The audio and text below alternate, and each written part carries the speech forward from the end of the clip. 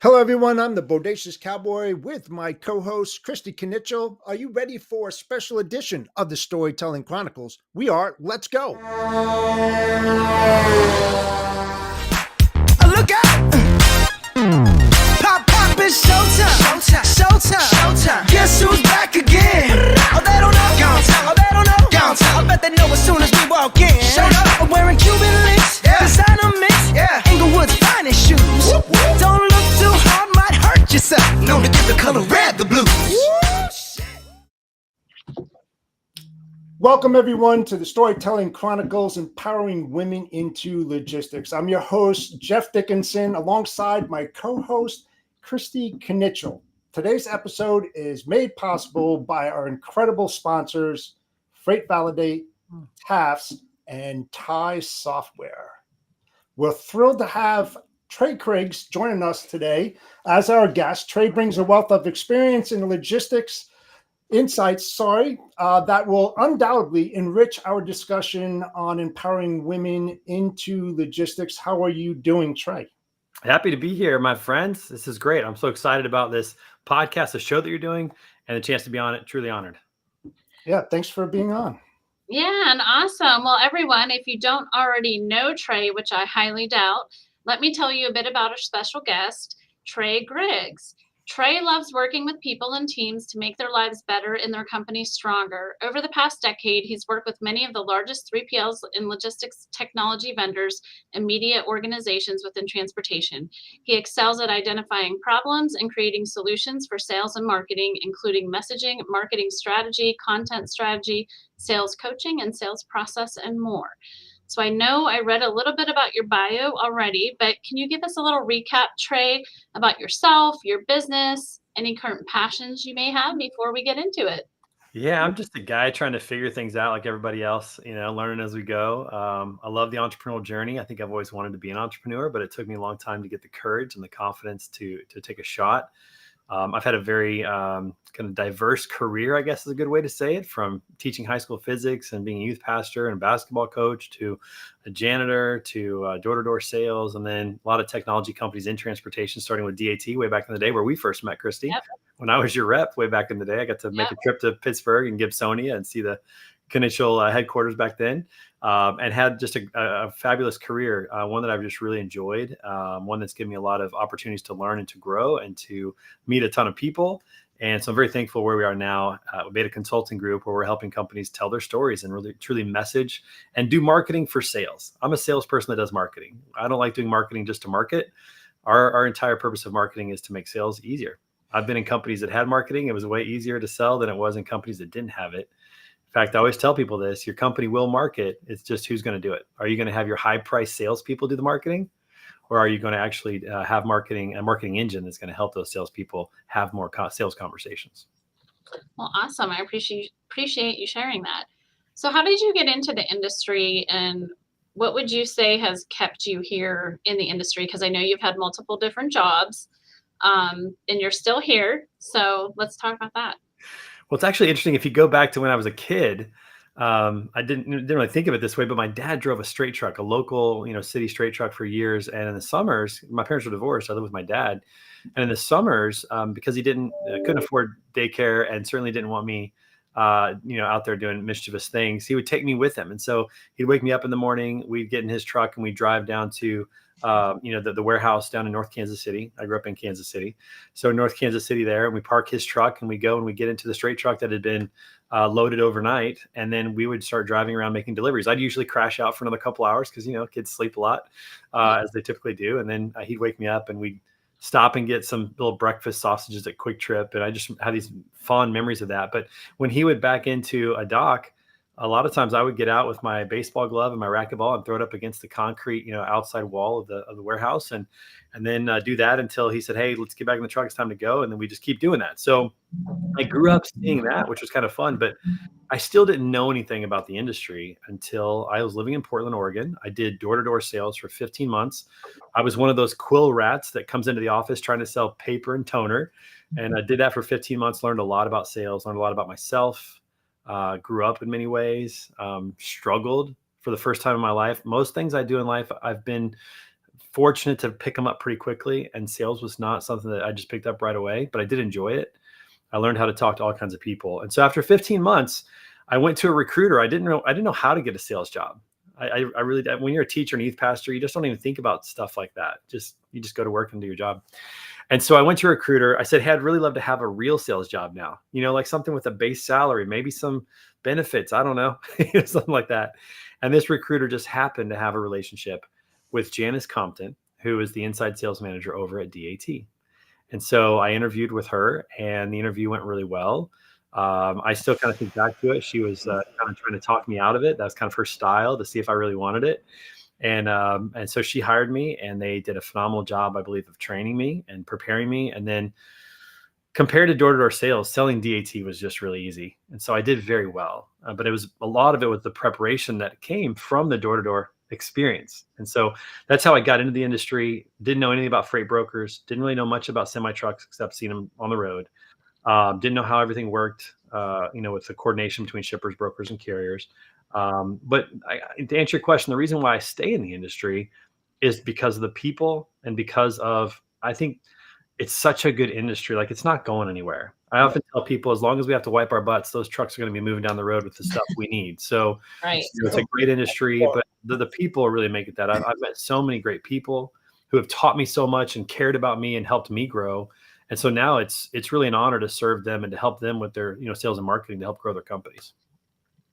Yeah, no, I appreciate you sharing that. And it's funny, you just mentioned about DAT and how that was kind of easy. And I think I saw an article this morning that talked about 27,000 brokers out there, and everybody pretty much has to use DAT. Yes, there's other options out there, but it seems like the majority of people use DAT if you're in this space. So it definitely helps with the sales job. I mean, if you open an MC, whether you're a carrier or broker, your first or second call is probably to DAT, because that's how you get started. That's how you start finding trucks or finding loads. And so it really was. And what I learned from the door-to-door sales that really made a difference was I learned how valuable it is for people to like you in sales.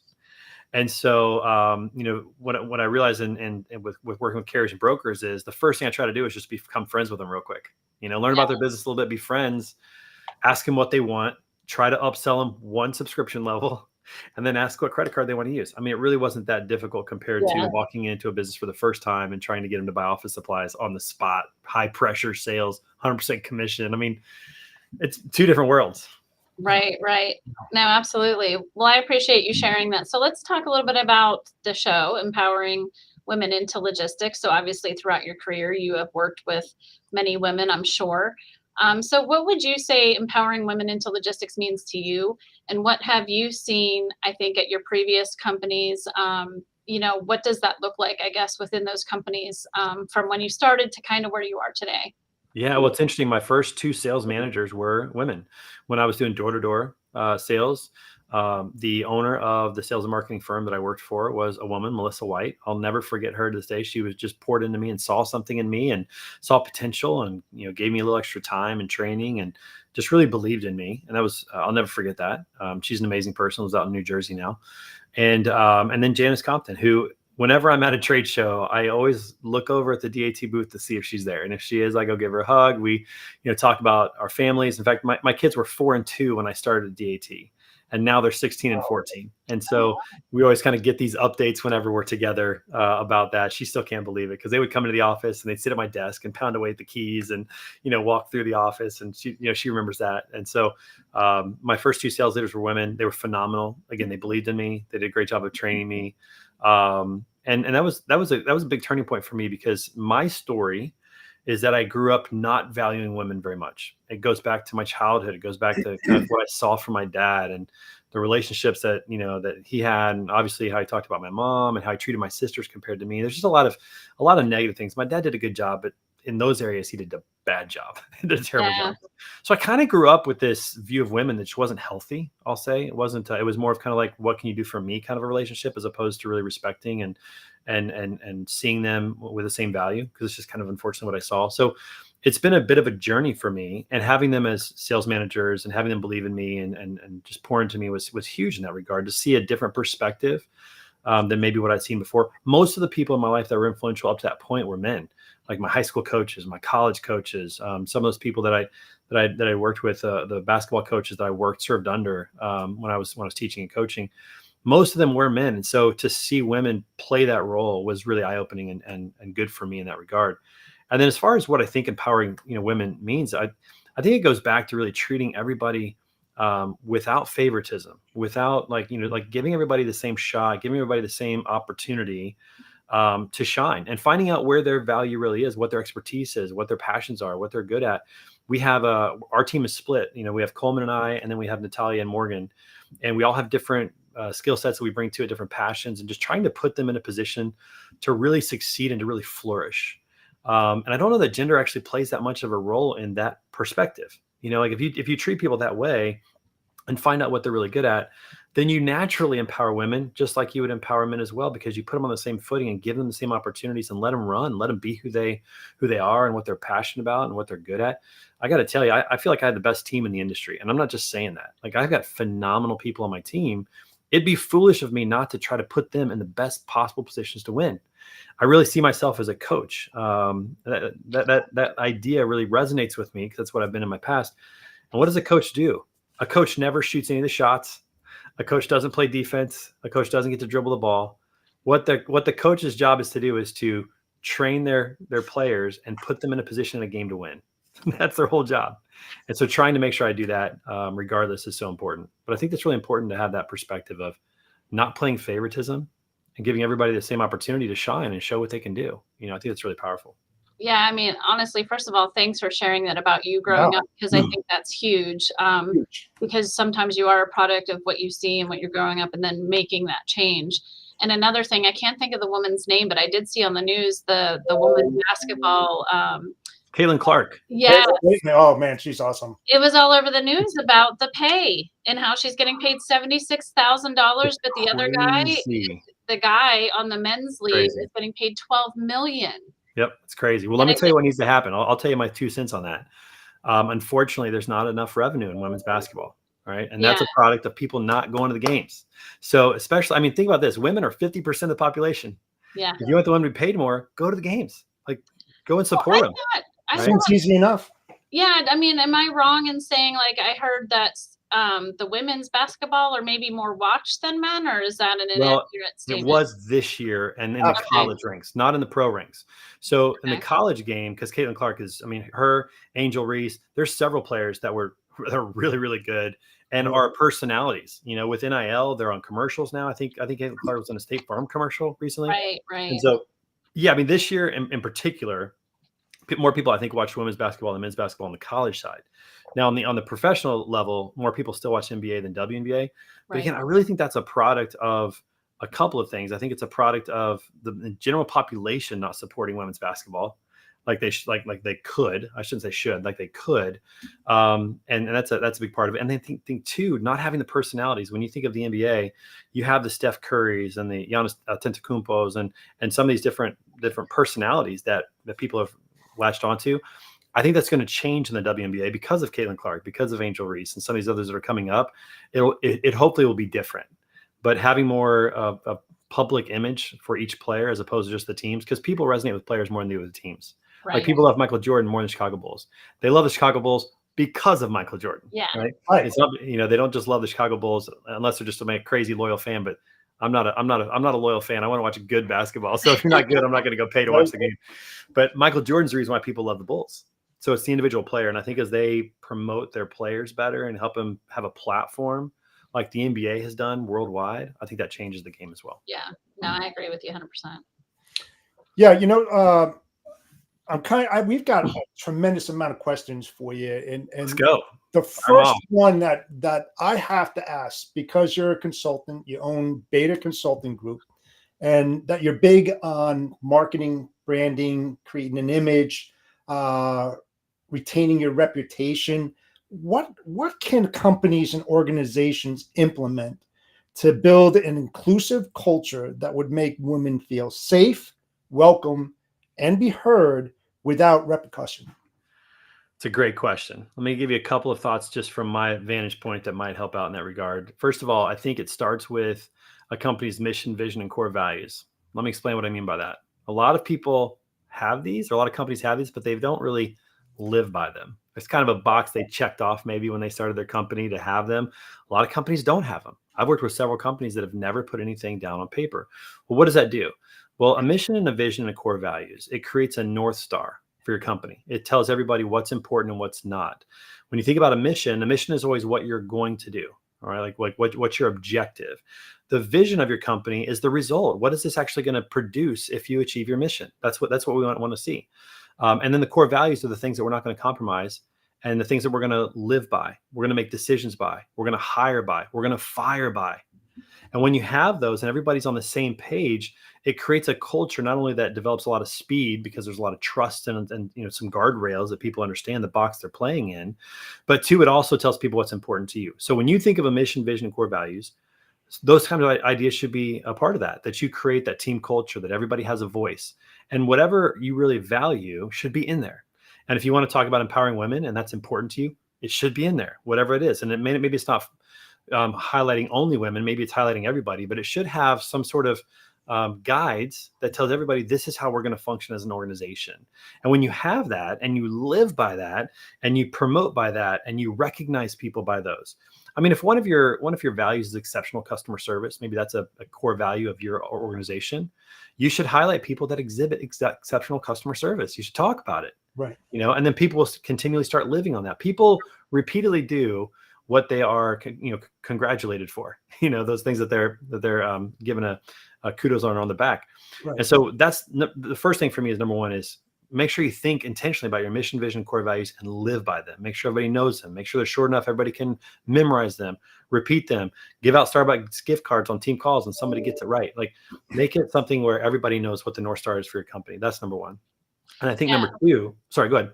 No, go ahead. I was going to say, I just love that you say that because we actually started a program here called Nectar. That is an employee engagement platform that we actually have our values in so people can do shout outs in regards to the values, because it is important. Because when you think about how do you get that ingrained in people, and sometimes it can be tough. And there's a lot of different things you can do, but I think that platform for us has been very helpful. Yeah, it's really important. I don't think people appreciate how powerful mission and vision and core values can be when they are implemented correctly and consistently. So I think that's number one. And I think number two is you really have to think through the practical applications of relationships and how you're treating people. I think there needs to be some feedback, some open communication. I love companies that quarterly or maybe monthly, I don't know how often you'd want to do it, but who regularly will reach out to their employees, especially if you're a large organization. Because if you're a large organization, it's hard to get employee feedback. Right. It's hard to make a space for that. How do you get on a call, like an all hands on call of 500 people and get individual feedback? It's very difficult. Right. But if you have a culture where you're sending out feedback surveys and you're getting people opportunities to share, and then you're acting on that appropriately, that only encourages them to continue to provide the feedback. So if you hear a complaint or you hear something you can correct, own it, acknowledge it, fix it. And that allows people to feel like, man, my voice was heard. He cares about me. She cares about me. They're going to do something when I bring something up. They're going to at least look at it. People now feel heard. And I think that allows people to live in a culture where they aren't afraid. And I think that's the biggest thing is that there's a lot of fear, especially in male-dominated organizations, for women to say, what's going to happen if I say this or if I do that? And if as a leadership organization, as a leader in general, you have to understand those perceptions of your people and work intentionally to make sure that you have them in the place that is the best for them, which is not fear, but is where they feel like they can really share what's going on. And so I think those employee feedback surveys are really important. Acting on those and owning it when you make mistakes. I don't think that people expect leaders to be perfect. I think they expect them to be proactive and intentional about trying to constantly be better. Like that's what people care about. And I think that's what people respect is nobody expects me to be right the first time, but they expect me when I realize it's wrong to actually do something about it. I agree. Yeah, and I think to be transparent too, because obviously there's decisions we've made here in the same token where we've had a full company meeting and talked about, hey, we made a mistake and we want you to know, this is what we're doing to correct this or move forward or whatever the situation is. Because even just as something, I don't want to say as simple as letting someone go, but depending on who that person is and what their role was within the company can really have a huge impact on how people view the company. And sometimes being quiet about it isn't the best way to go. So, Right. I mean, because people will make up their own decisions in the right. silence. You know? Yep. And with everything that you just said too, I mean, the fact that your background in messaging and content and strategy, all these things that you do and work with companies, like what would you recommend beyond what you already said to attract and retain women to male dominated fields like logistics or companies? Because I talked about this a little bit ago, like with me being a woman-owned company, I think it's easy for my message to be out there and what I'm doing, and it attracts women regardless because of what I'm putting out there. I don't necessarily, I mean, I don't want to say I don't have to do anything. I'm doing podcasts, I'm putting myself out there. People know who we are and what we do. So it generally brings women to come work for us. But then I get calls from other companies that they're like, hey, how do I get women to come work for me when we have all these men? And a lot of times I'm like, well, you can't just hire one or two. Like you have to have in my opinion, at least probably 3 to 5. And that's just to start to make some women feel comfortable. Some might not, that might not matter, but I think some women, it would make a difference. Yeah, I think this is a bit of a tough question because I fundamentally don't think that you should hire people just based on like gender or race. I don't think that's a powerful thing to do. At the same time, I think that obviously there are strong biases that exist. I mean, if I just think about my friend group here locally, most of my friends are men, which is appropriate. So if I was looking to maybe hire somebody in a local company, they might be my first choice is just to go to my friends or people I know in that group. So I think it starts with having a more diverse set of friends and people that you're around, people you know, but a more diverse network. So I think that's important. I don't know that I necessarily do this right or that I have the best answer for this, but I would say that what I've tried to do in our company is to really highlight the work that the women in our company do. And not so much to put them on a pedestal, but just to make sure that they're getting recognized for what they're doing, because I think that's also attractive to women who go, wow, I would like to work for a company that does that. In fact, I was just talking to a friend of mine recently who was at TIA last week when we were there, and he was telling me how he was observing how one of the companies there was treating its team members and how enticing it was, like how much he wanted to be a part of their company. And it wasn't because he necessarily wanted to leave his job, but he just saw this really attractive model of a leader taking care of their people and treating them really well and all those types of things. So I think that that's step one is as a leader, to really highlight your people and to make sure that you are highlighting the women in your organization who are doing great work so that other women can go, oh, that's a place I can fit in. That's a place I could do something. And so even if you only have 1 or 2 women, just make sure that you're also showing off what they do, not just what maybe some other people in your organization are doing. Just make it an equal opportunity to show off what people are really good at and to highlight them. I mean, I'll give you an example. When our podcast now that we do, I literally just show up and do the podcast because Natalia is so phenomenal. I mean, she's so good with our guests. She's so good with the agenda. She's so good with the games, even though Jeff hates them every week. She's just really good with how she operates in her role. Yeah, she's good. I got to highlight that because what people see in our podcast is they see me and they might think that it's just me doing it. They don't know what else is going on behind the scenes. Right. And Natalia's not up on camera. She doesn't really want to be on camera yet. Maybe one day she'll change her mind. She's starting to get her voice on the show, which is fun. But she hasn't been on camera yet. But people oftentimes don't see that. So if I don't brag on her and show off what she can do, people might not know that, number one. And 2, other women might not think that our organization is friendly to women because Coleman and I are more upfront. Morgan doesn't want to be on camera. She's in the background. Natalia kind of a little half and half. She likes going to the shows, but she likes being behind the scenes. So we have to intentionally highlight what our team is doing if we want to attract people that have similar backgrounds. And what I found too is in different roles and in different jobs, sometimes there are advantages to hiring, men versus women or vice versa, women versus men, and just kind of thinking through that, like, just keep that in mind. Like who are you reaching out for? And I personally am always recruiting. This is something I learned early on is that every leader in every organization should always be marketing, selling, and recruiting at all times. Should never stop those 3 things. And so I have somebody on my radar right now who I'm recruiting. She knows it. I can't afford her yet, but one day I will.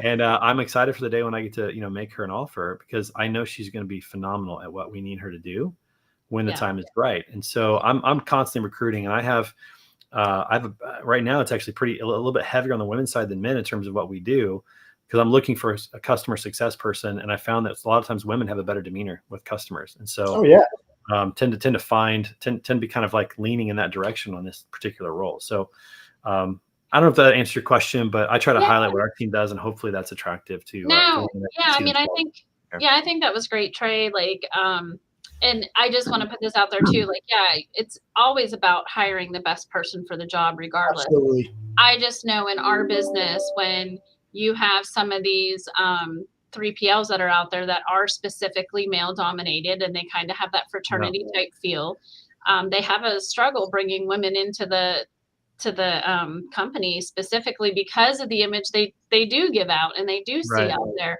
And because of how they think about their office. I mean, I think Right, about this a lot, with women just have different things to deal with in life than men. I'm not saying they're right, worse or better or harder or whatever, but they're just different, like yeah, when my wife, when we had our first daughter, my wife went back to work for a little bit before she stayed at home. She had to pump. It's like, is there a place for her to do that? I mean, that's not something that as a man you would ever even think about. Like, I don't have to think about right, that. But if you have a woman who is pregnant and, and has a baby and comes back to work, that may be a real need that she has. Do you have a place for that? Like, have you just thought through how you're doing that? And let me tell you a place where I think that a lot of industries, and ours in particular, are missing the boat in terms of recruiting. Is I think there are a lot of teachers out there who is predominantly female. All right, there are a lot of teachers out there who have incredible skills. I mean, think about what a teacher has to do. They have to prepare in advance. They have to make a presentation. They have to manage a classroom. They have to be organized. In fact, I don't even know how I did it for so long, because I'm hardly any of those things. right. They also have to have patience. They have to have patience. They have to have good Yeah. communication skills. There are a lot of crossover skills in which they'd be really good in our industry, but I don't think a lot of people think of that as possible. In fact, I know this when I left teaching and I was looking for sales jobs. I couldn't get a real sales job because people are like, you don't have 2 to 5 years of experience. I'm like, I get that, but I've been teaching, high school and middle school kids for the last 6 years, and that's selling them on what I'm teaching them and getting them to buy into it. I'm making presentations. Like, you can teach, I'm teachable. Like, bring me in. Nobody would. So I think that people are definitely missing the boat in terms of recruiting with teachers who, let's be honest, teachers don't make a lot of money. Sometimes it gets old. It's difficult. A lot of teachers just stick around because they're waiting for that nice retirement later in life. When if they got a job in logistics, they could make 2 or 3 times more money now and save up and still have the same retirement and actually have a better life now.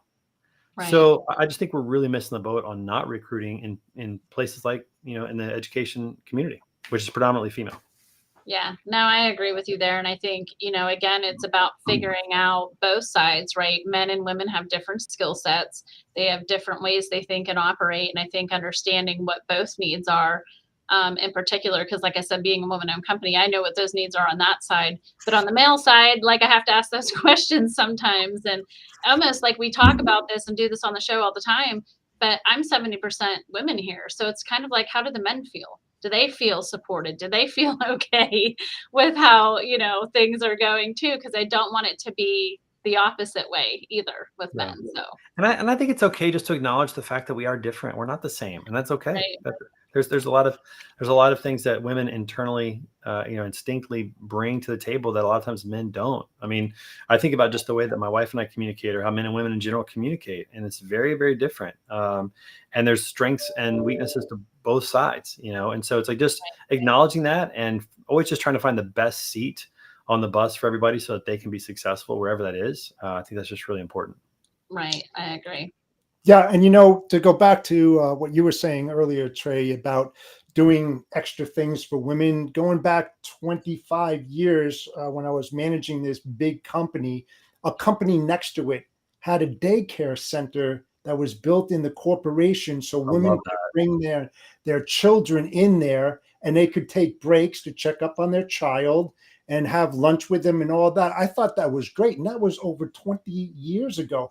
But you don't really see that often nowadays. And I think they should really look into that, because just think about the culture they would create and the magnitude of really qualified women that wouldn't have to think about, you have a daycare thing, I Right. mean, boom, let's go, You make it a benefit, right? You make it a benefit, you make it a cultural thing. And I know that, a lot of parents in totality, not just women, one thing I loved about working from home the last, 8 years, and we homeschooled for 6 of those years, One thing I loved was that at any time of the day, I could just walk up and see my kids and watch them in school, have lunch with them, go for a walk. That was such a blessing to have. And so I think parents in general, but especially women who tend to bear more of the burden of, of childcare, especially early on, that would be so huge. And so it's just thinking intentionally and maybe asking the questions, what would make this place better? What would you love? What would you appreciate? I mean, there's just certain things that women have to think about that men don't. And so as men, if we're not asking those questions and getting that feedback and trying to put ourselves in their shoes, which I think is just generally being a good human, is trying to be empathetic and put yourself in someone else's shoes, you wouldn't think about those things. And so the daycare option would never come up unless, somebody maybe mentioned it to you. So I think that's really important. Well, before we go to the sponsors, I just wanted to say real quick too, that was something that I came up with a long time ago, was hoping that we could do that. And I will say we are moving to our new headquarters in August that has a daycare in the building. Nice. Awesome. There you go. The vision is becoming reality. I love that. Yes. Perfect. Awesome. So go ahead with we can go with the sponsors. So again, just want to thank our sponsors for today. We're going to start off with Thai TMS. Thai simplifies freight management for brokers, offering an all-in-one platform for quoting, booking, and tracking shipments. Learn more at thaisoftware.com. World of freight brokering, success demands a battle-ready strategy. Thai TMS equips brokers with the ultimate battle station for conquering a tough market. With Thai, brokers gain access to a comprehensive platform where rate intelligence and quote history converge on a single screen. It's not just a page. It's a strategic command center designed to help brokers win. Thai equips your team with all the data they need to negotiate with confidence and allows them to communicate directly with carriers and customers from a simple control base. Revolutionize the way your brokers perform by giving them a competitive advantage with Thai TMS. For more info, scan the QR code or go to thai-software.com/battlestation. Our next sponsor is Freight Validate, offers the ultimate identity and compliance verification system for logistics industry. Ensure compliance with regulations and mitigate fraud risk by easily verifying entities' compliance status within minutes. Don't risk your business with unverified carriers or brokers. Choose Freight Validate for peace of mind. Learn more at freightvalidate.com. Freight Validate, revolutionizing identity and compliance verification for shippers, brokers, and motor carriers with cutting-edge technology. Now, experience the power of voice-activated information retrieval with Siri and Alexa. Hey Siri, check Freight Validate. Sure, what's the MC number? 387211. The company Direct Expedite LLC is a broker and is freight validated. Company ownership has completed facial recognition verification. Basic company identity verification, risk assessment, and compliance info has been verified by freightvalidate.com. Please follow company protocols for additional safety and compliance vetting. For more information, please go to freightvalidate.com. Freight Validate ensures complete access to our state-of-the-art identity and compliance verification system. Speed, accuracy, and savings all in one package. Don't miss out. Upgrade to Freight Validate today. Fraud starts with fraud. It ends with Freight Validate.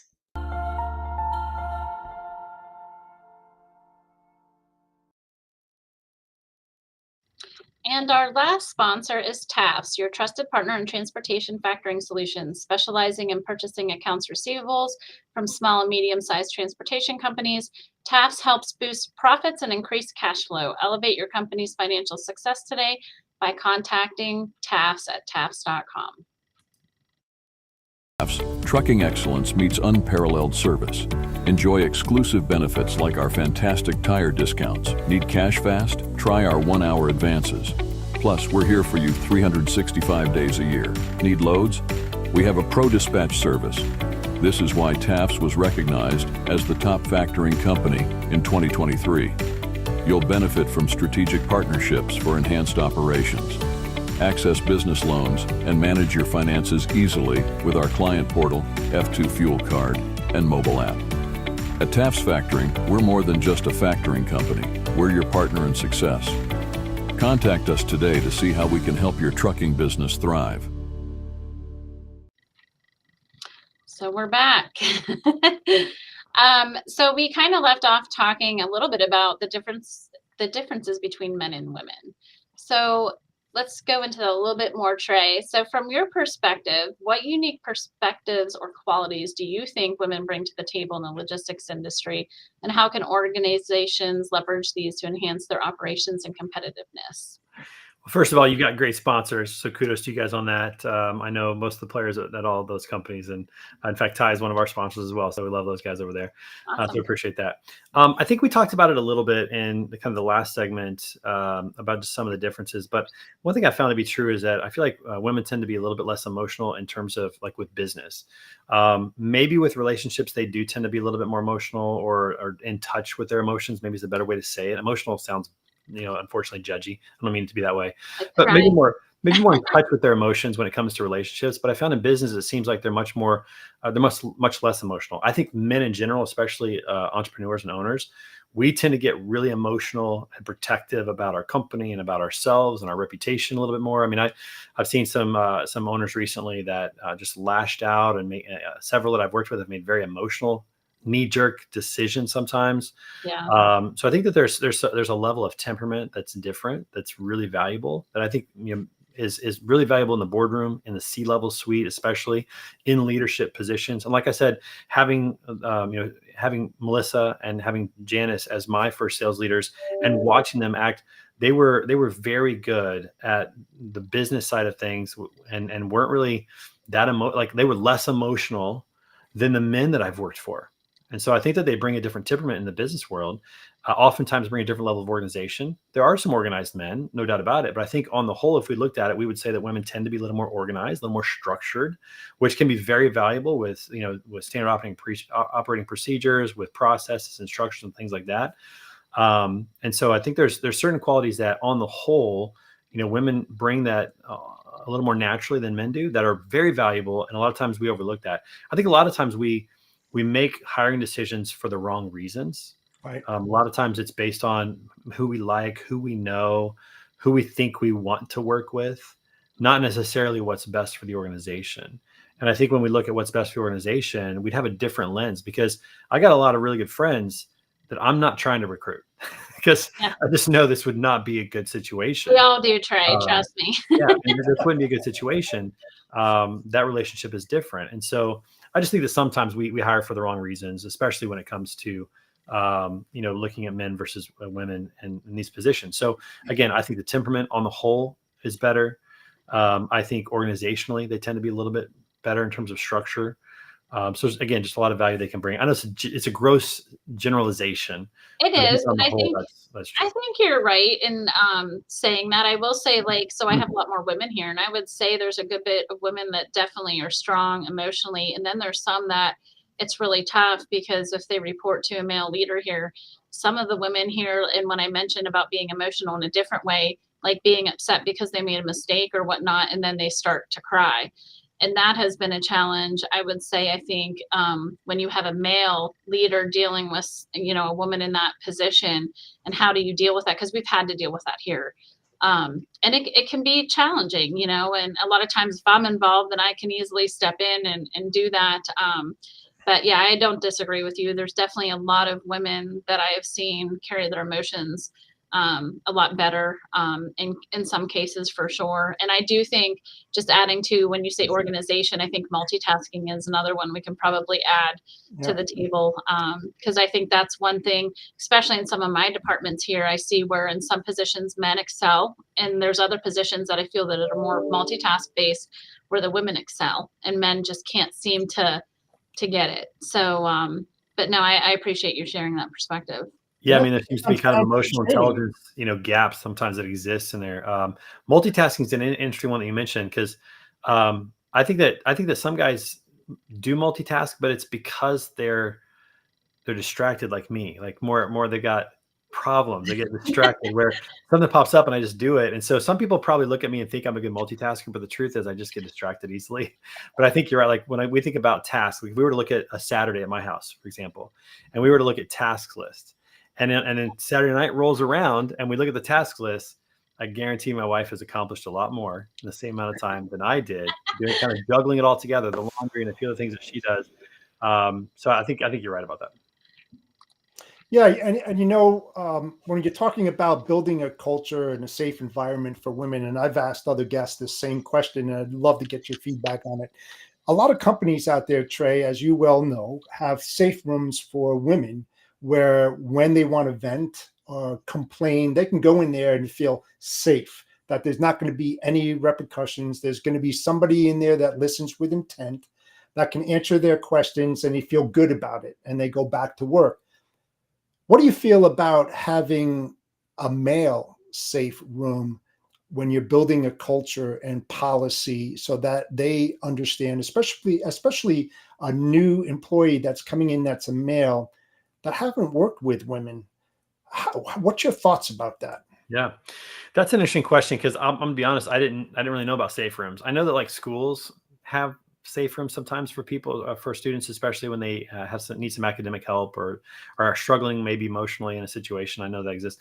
I didn't know that corporations actually had that. I guess I would say this. I would say that people are people. The human experience is not necessarily gender specific when it comes to challenges and struggles and being emotional. So if you're going to have a safe room, I would say make one for both. But I would also say this. I would also say create a culture as much as possible where people don't even feel the need to have a safe room as much as possible. Because if they feel comfortable at work, they feel valued at work, if they feel heard at work, regardless of their gender, if they feel those things, they're probably not going to, they'll probably feel more confident and comfortable walking right into your office and saying, hey, Jeff, this wasn't okay. You said this in the meeting. It wasn't okay to say that. This is how I took it. This is how some other people took it. Right. If they feel comfortable to actually say that, and you're the type of leader that will hear that and receive that, then I think it limits the need for them to go and vent and get away in a place that feels safe because it's already built into the cake. So Sure. That's, I guess, my best advice. But if you're going to have a safe room, I guess might as well have it for both. Yeah, that's I agree with you 100%. I think we're at the point because that almost like does separation. And I feel like Right. what you said earlier, like treating people equally and like just creating that space where everyone is treated that way. Like you shouldn't have to even have these discussions, to be quite Right. honest, or someone to have that need. But yeah, I mean, going into another question for you, what would you say, or why would you say, I guess, the logistics industry is a good place for women? And I will say, like being at TIA last week with you in particular, I would say there was probably 40% or plus more women at TIA than I have ever seen. So obviously we're doing a lot better with women coming into the space. So what is your take on, why logistics is a good industry for women? Yeah, I mean, the demographics have definitely changed at TIA. I've been going there for about 10 years now. And I think you're right. I felt like there was a stronger contingency this time around than any others that I've been to before. And it's slowly been growing. And we were in the women's lunch that you hosted, or were on the panel. You were part of that as well. And I had a good contingency of women in there with some men in there as well, kind of showing our support. But it was neat to see that. I think that historically, when people thought about supply chain, they thought about messy jobs that required maybe a little bit more strength, maybe a little bit just kind of a different need. I mean, when you think about warehouses back in the 50s or 60s, when you think about driving a truck in the 60s or 70s, when you think about truck stops, parking, safety, I think historically it hasn't been an industry that's lent itself to women going, yes, I want to be a part of that, and inviting them to do that. But I think a lot of things have changed, with obviously, everything becoming much more digital, computer-based, work from home. There's just so many opportunities now, even work in office, in those situations like you guys have, it's so much easier now to take the skills that women have and maybe the things that some of them don't have. And I know it sounds sexist, but let's just be honest. Like women probably wouldn't enjoy throwing boxes around in a warehouse all day on the whole. Right. Maybe some would, but not on the whole. Right. So like now with the jobs that we have in supply chain and transportation, especially a lot of them that are more desk focused, just less needing the physical requirements. Right. It's just not a hurdle that was in the way before. So I think it's really on us just to kind of get that out there and let people know how great this industry is, and how much opportunity there really is. I mean, talking to a truck driver, working with a customer, working internally with your team, to move loads or to do accounting or whatever it is. I mean, there's a lot of great opportunities now that I think, women just don't know about. And I think that's on us. We have to do a better job. It's why I love, for example, like Lindsay Trent over at Next Gen Trucking, what she's doing. I love what the team is doing over at Women in Trucking, which I go to that every year and support that because I'm a girl dad. I got 2 daughters. And so I want them to have these opportunities in 10 years when they're looking for jobs, whether it's in transportation or any other industry. I want them to feel like that's an industry I can go be successful in and have opportunities. So I love what we're doing. It's just a constant kind of just a push of, this is a possibility that you're going to really enjoy. And again, just making it an enjoyable experience. Right. I'm very thankful that, the women on my team thus far love this industry. Like they're so happy that they're in it. They didn't know anything about it when they got into it, but they're really enjoying it. And it goes back to the people that they're meeting and, what they're doing. But, just getting the word out, just constantly kind of getting the word out that this is a great industry that doesn't require some of the things that maybe 50 years ago required. Well, it's much more appealing. You make a really good point too, because I will say we just hired this past year. She just graduated from school. Casey, who's doing the marketing for us. And I know she went to interview at other places to be like that salesperson, smile and dial. And to be quite honest, she had one of her fellow, I think, schoolmates who were kind of not understanding, like, well, what are you doing in marketing? Like, and at the end of the day, like, there's this side of logistics too, that like you need marketing, you need finance, you need all these different roles. And at the end of the day, she gets to work with me I'm the owner of the company. And I think it's pretty cool. And that's kind of what I told her. I said, well, tell your friend, like, you get to work with the owner of the company. Like, what's cooler than that, doing marketing for the company and logistics. So, but yeah, you're right. There's so many different jobs, and I am glad to see that there's so many more women coming into here. But I think a big part of it is all of us advocating and talking about it and showing up and just letting them all know that we're here. There's jobs for you to do, and it's not all dirty trucking. That's right. Change the perception helps a lot. Yeah, absolutely. Yeah, and a lot of it comes down to whom you're reporting to if you're a woman, and if the leader has a lot of empathy and listens, like I said, with intent, where a leader doesn't throw around his title and ego driven.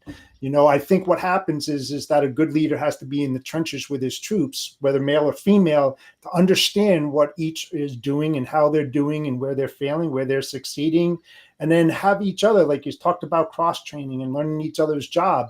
It's so much easier for someone who is a male working with a female or vice versa to work with that individual so they get to understand each other, and it builds a culture of understanding.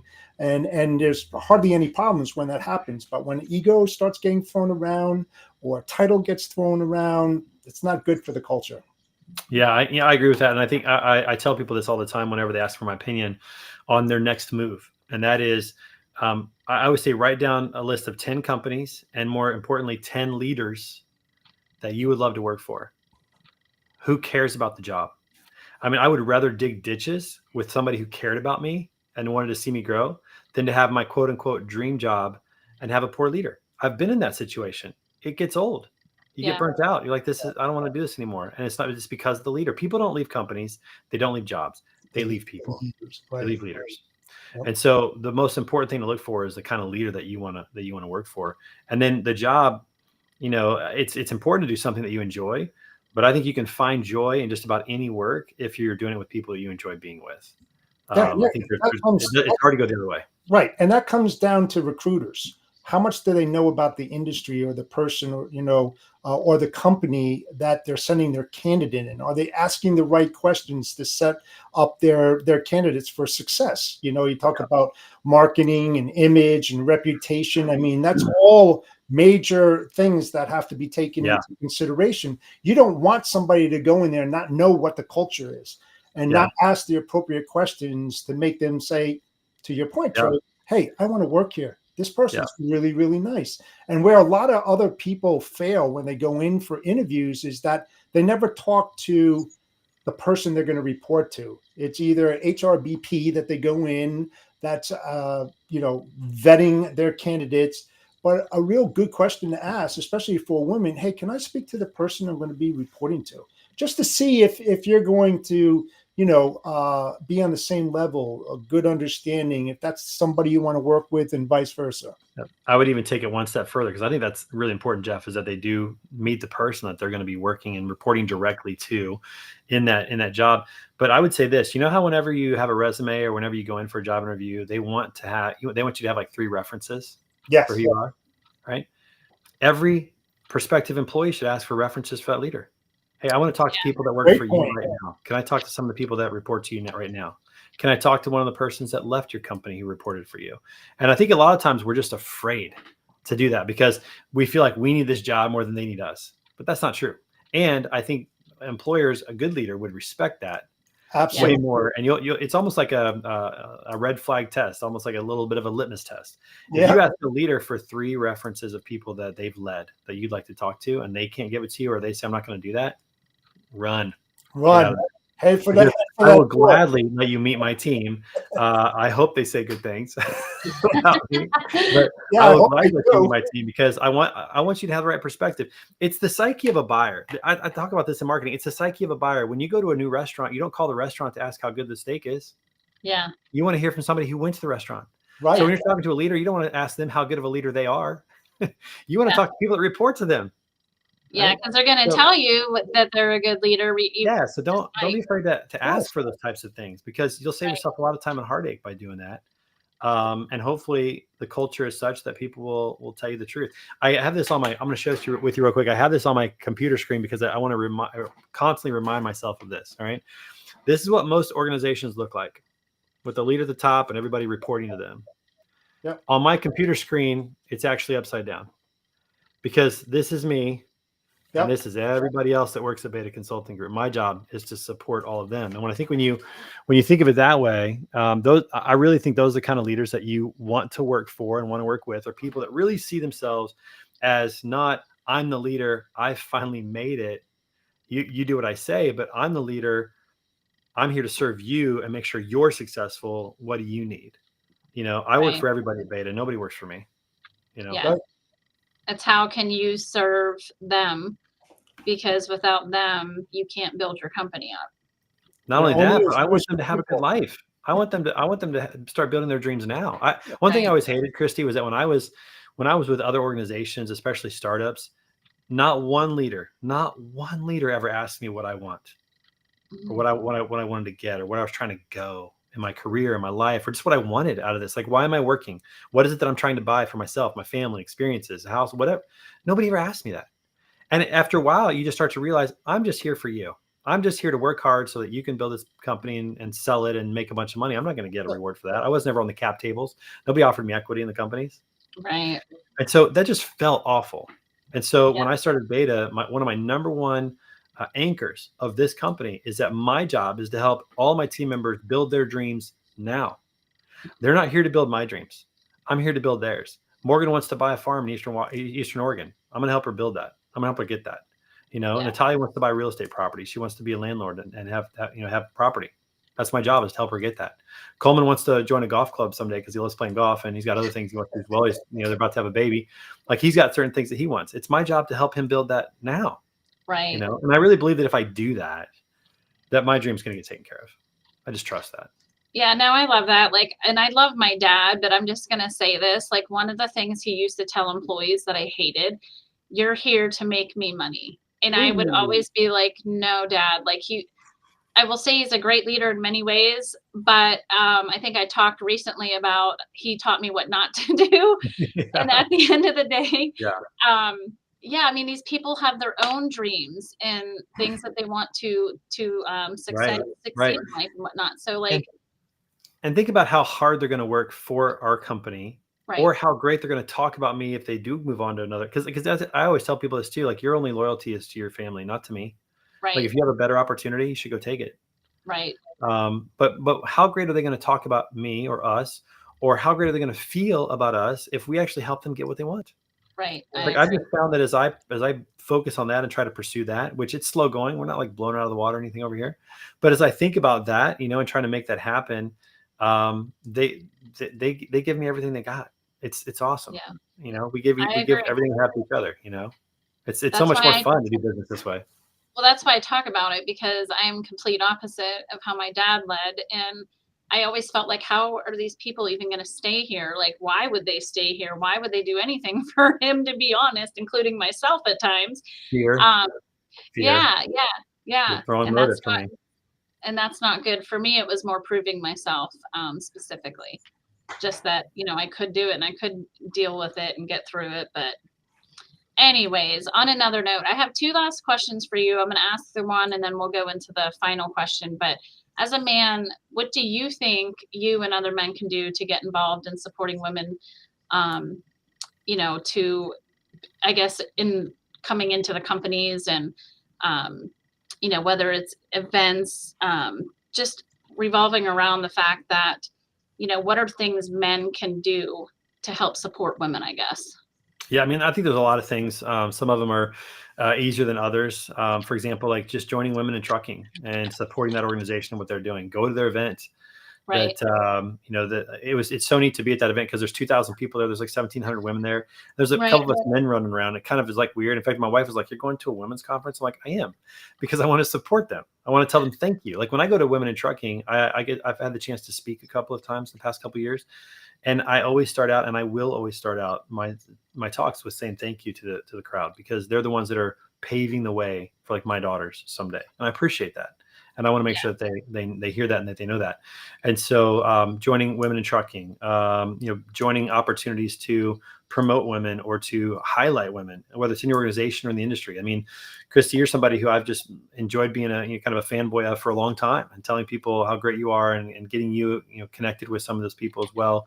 And there's many others in the industry who've played kind of a similar role. There's obviously the ones that people know, like Aaron and Sarah and Renee and so many others in our industry that people know, but there's a lot of that they don't know. And so, highlighting the women who are doing a great job in the industry, and then also highlighting the women who are doing a great job in your company.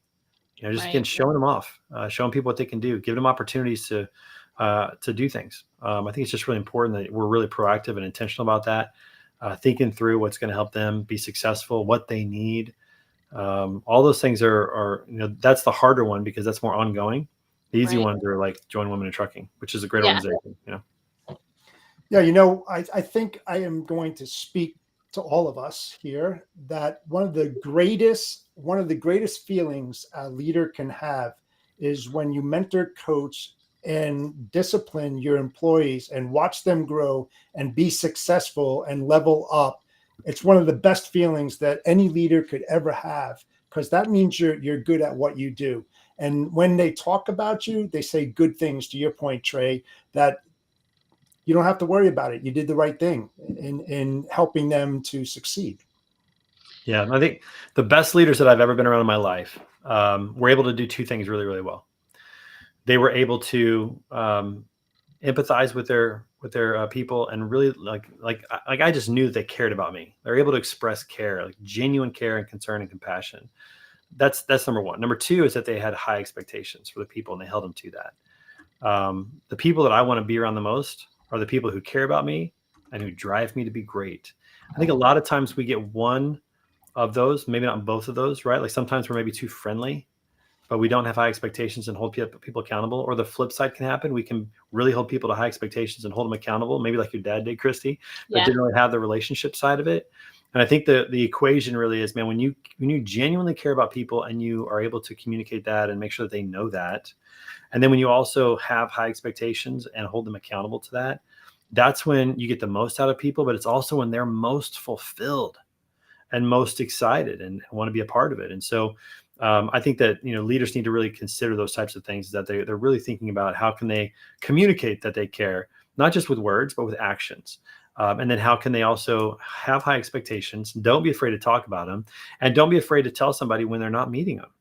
And I heard this one time, I thought this was really good, and this is just general leadership and advice, but I heard somebody say that when they correct somebody or when they point out when somebody's not hitting expectation, they start out by saying, "Hey, I need to tell you something. And the reason I'm telling you this is because I know you can handle it, and I know that you want to be great."